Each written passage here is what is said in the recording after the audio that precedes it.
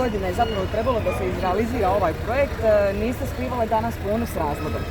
Pa da, ovo je povijesni dan za Splitsko-dalmatinsku županiju, obzirom da je nakon puno godina Ferata došla u našu lijepu Dalmaciju i trajno će biti u ovome tematskom parku.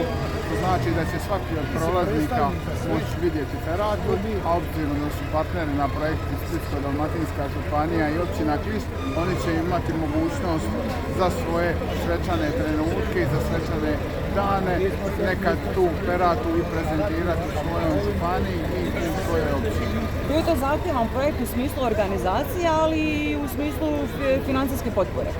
A ovaj projekt je doista bio vrlo težak s obzirom da se radi o dvije države, znači u Bosni i Hercegovini i Republici Hrvatskoj.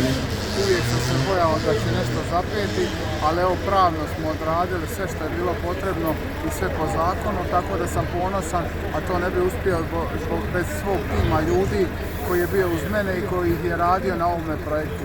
Tako da evo, svi smo veseli, vidimo i da su mještani oduševljeni. Tu je danas došlo svijeta iz čitave naše Splitsko-dalmatinske županije.